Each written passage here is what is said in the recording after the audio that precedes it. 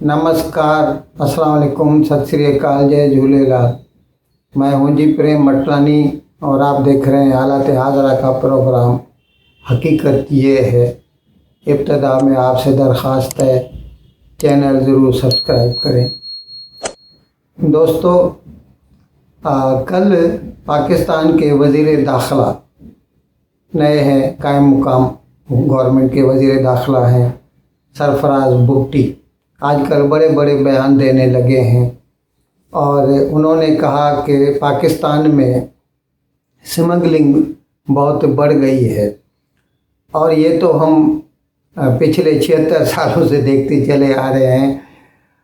मगरिब से, यानी पाकिस्तान के मगरिब से ज़्यादातर स्मगलिंग होती है। अब उसमें अफ़गानिस्तान आ जाता है और ईरान आ जाता है, और ये मोस्टली थ्रू लैंड रूट ही होती है। अब इस सिलसिले में जनाब सरफराज बुगटी का ये कहना, और उन्होंने ये कबूल किया है कि इसमें फ़ौज के कुछ लोग भी शामिल हैं। अब वो तो जाहिर है, जब कोई भी चीज़ सरहद से पार होगी तो वहाँ पर पाकिस्तान रेंजर्स होंगे, बॉर्डर पुलिस होगी, और फिर जगह जगह पर रास्ते में चेक पॉइंट्स होते हैं, पुलिस के पिकेटिंग होती है। वहाँ पर ये ऐसा तो है नहीं, अभी ज़्यादा तो जो स्मगलिंग हो रही है इस वक्त ईरान से, उसमें पेट्रोल या डीज़ल शामिल है। अब एक छोटी सी कैलकुलेशन आप खुद भी कर सकते हैं। ईरान के ऊपर पाबंदियां लगी हुई हैं, उसका तेल खपता नहीं, और वो किसी भी भाव पे तेल बेचने के लिए तैयार है। और पाकिस्तान को मैं समझता हूँ तकरीबन आधे डॉलर में 1 लीटर ईरान से पेट्रोल या डीज़ल मिलता है। अब आधा डॉलर 140 रुपया हुआ, 145 रुपया हुआ, और उसके ऊपर 25-30 रुपया आप ट्रांसपोर्टेशन कास्ट ले लीजिए, तो कितना हुआ 170-75। अब पाकिस्तान में उसका भाव है 340 रुपया। अभी 2 रोज़ के बिल ही हमने बताया था, 9-10 रुपया और बढ़ा दिया पाकिस्तान की सरकार, 11 रुपया कुछ बढ़ा दिया था, तकरीबन 339 का हो गया। तो इस लिहाज से तकरीबन 100 से लेके 140 रुपया फ़ी लीटर कमाई हो सकती है। अब इस कमाई में जो एक टैंकर जो है, यानी छोटा टैंकर मैं बोल रहा हूँ, बड़ा भी नहीं, यानी जो नॉर्मल ट्रक होती है जो 11-12 टन माल उठा सकती है, तो इसका मतलब 11,000 लीटर या 12,000 लीटर का हुआ टैंकर, ऑयल टैंकर।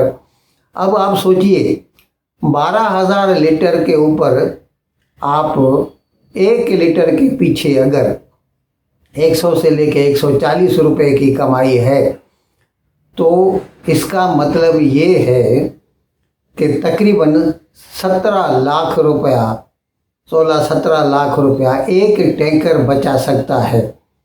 और इसमें तो फिर कई हिस्सेदार बन जाएंगे।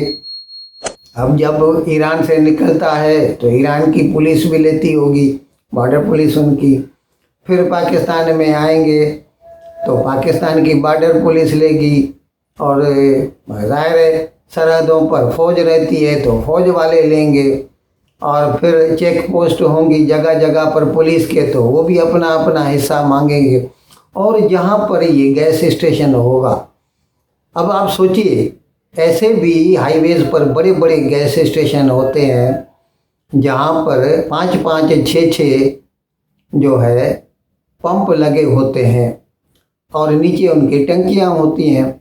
अब एक टैंकर आया, 10 मिनट में खाली हो गया, उसके बाद तो फिर माल जैसा हो जाता है, पाकिस्तानी माल में मिल जाता है। तो 15-17 लाख रुपया जब एक टैंकर कमाता है, और उसमें अगर 2-4 बीच में पार्टनर भी बन जाएं तो कौन नहीं चाहेगा। तो इसीलिए मैं कहता हूँ कि ये जो पाकिस्तान में स्मगलिंग का रैकेट है, इसमें सब शामिल हैं। और हमें नहीं लगता ये जो है ना सरफराज भुट्टी की गीदड़ भभकियाँ हैं कि वो कहता है कि हम किसी को नहीं छोड़ेंगे, फौज को भी नहीं छोड़ेंगे। भाई साहब, आपकी जो गवर्नमेंट है ना, उसको तो लाई ही फौज है। अनवारुल हक काकड़ जो है वो जनरल आसिम मुनीर की पसंद है, इसीलिए तो वो कायम मुकाम वज़ीर आज़म बना है। अब जब वो खुद फौज ही ये चाहेगी, हाँ जाहिर है on the face of it खुलम खुला तो वो ये कबूल नहीं करेंगे कि ये हमारा काम है, लेकिन करने को वो सब कुछ करेंगे। किसको माल नहीं चाहिए? क्या जो out going chief of army staff था जनरल कमर जावेद बाजवा, उसके लिए इनकम टैक्स के गोशवारों की रिपोर्ट नहीं आई थी कि उसके पास 12-13 हज़ार करोड़ रुपए की मिल्कियत है कई नामों में उसके पास।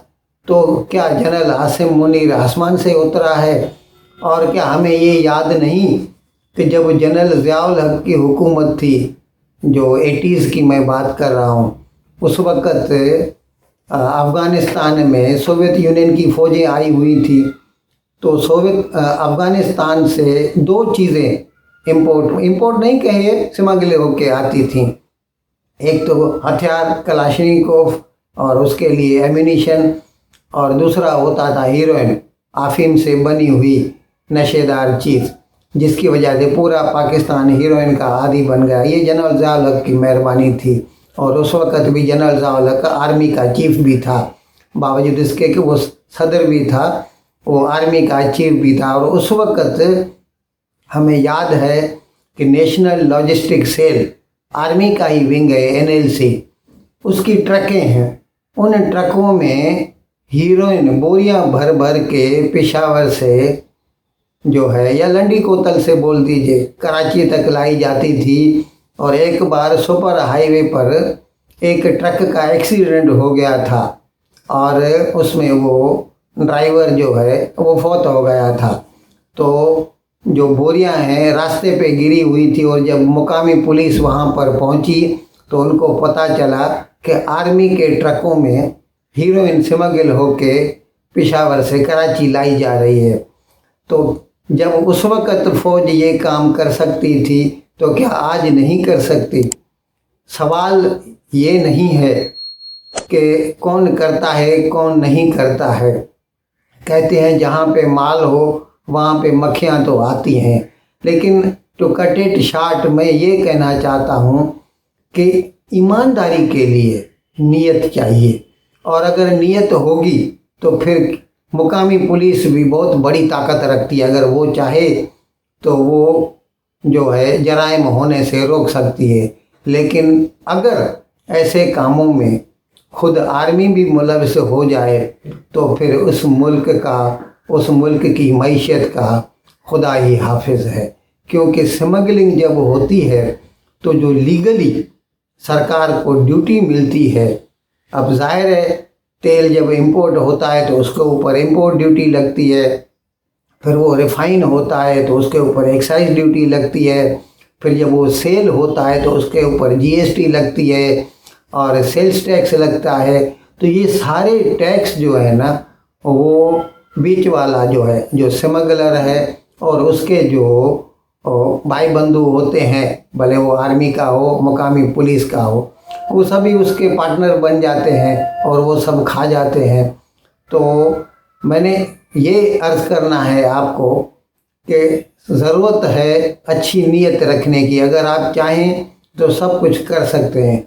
बाकी सिर्फ मुंह से बोलना सरफराज भुट्टी का कि हम ऐसा नहीं होने देंगे, इससे कुछ भी नहीं होने वाला। ये सिर्फ it is just but scoring some brownie points.